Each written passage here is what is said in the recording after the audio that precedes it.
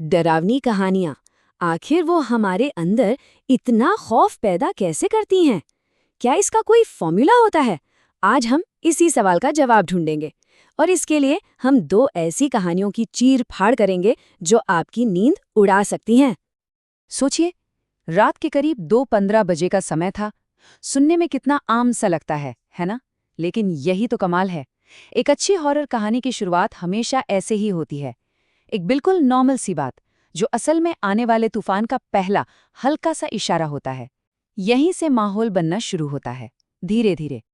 तो चलिए अब इस डर को एनाटॉमी को समझते हैं। देखिए, सबसे ज्यादा डराने वाली कहानियां किसी अजीबोगरीब मॉन्स्टर से शुरू नहीं होती। नहीं, वो शुरू होती हैं असलियत से, हमारे आप जैसे लोगों से, उनकी आम जिंदगी से। क्योंकि कहानी जितनी असली लगेगी ना, डर उतना ही ज्यादा और उतना ही गहरा महसूस होगा। अब जैसे हमारी कहानी का मेन कैरेक्टर है आकाश। आकाश कोई हीरो वीरो नहीं है। वो तो बस हम सब जैसा ही एक आम इंसान है। ऑफिस में लेट नाइट शिफ्ट के बाद पूरी तरह थका हुआ और बस किसी तरह जल्दी से घर पहुंचना चाहता है। ये सिचुएशन, ये फीलिंग हम सब जानते हैं, है ना?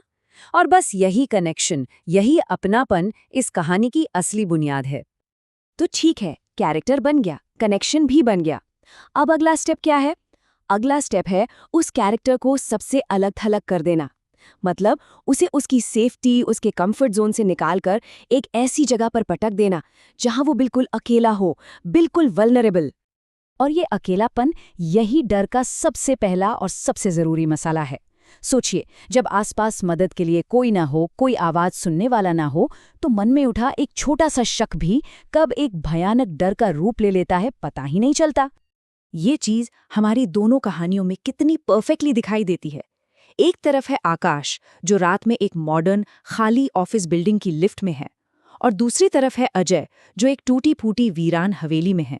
जगहें बिल्कुल अलग हैं, है ना? एक नई, एक पुरानी, लेकिन दोनों का मकसद एक ही है, डर पैदा करना, और वो भी सिर्फ अकेलेपन के एहसास से।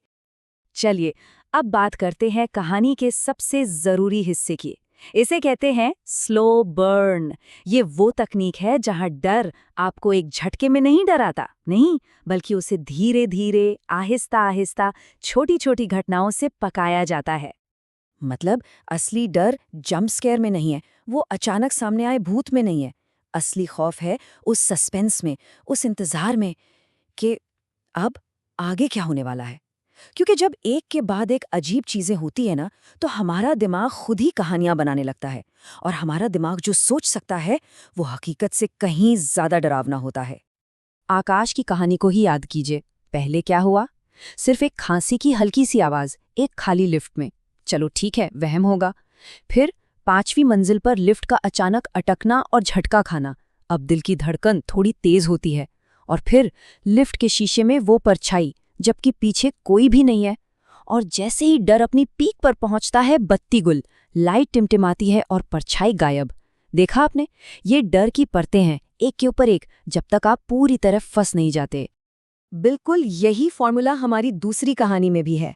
अजय उस वीरान हवेली में है और उसे लगता है जैसे किसी ने उसका नाम फुसफुसाया हो, या किसी ने उसे पीछे से छुआ हो। ये छोटी छोटी चीजें ही हैं जो दिमाग को सोचने पर मजबूर कर देती हैं और सस्पेंस को आसमान पर पहुंचा देती हैं। और फिर आता है क्लाइमैक्स, वो पल जब सारा सस्पेंस, सारा इंतजार खत्म होता है और जो भी खतरा है वो सीधा सामने आ जाता है। यही तो वो मोमेंट है जिसका हम सबको बेसब्री से इंतजार रहता है। जरा सोचिए, अगले दिन जब सिक्योरिटी गार्ड ने सीसीटीवी फुटेज देखी होगी तो उसके होश उड़ गए होंगे। फुटेज में साफ साफ दिख रहा था कि आकाश उस लिफ्ट में अकेला नहीं था। ये एहसास ही कितना डरावना है कि खतरा आपके इतने करीब था, ठीक पीछे, और आपको पता तक नहीं चला। और फिर वो चेहरा, वो डिटेल, काले कपड़े, बिल्कुल सफेद चेहरा, और वो आंखें जो सीधा कैमरे को घूर रही थीं। कोई लाग लपेट नहीं, कोई स्पेशल इफेक्ट नहीं, बस खालिस खौफ। अब तक हमारा दिमाग जो खाली जगह भर रहा था, अब उसे एक भयानक चेहरा मिल चुका था। और बिल्कुल ऐसे ही हमारी दूसरी कहानी का क्लाइमैक्स भी उतना ही पर्सनल और जोरदार है।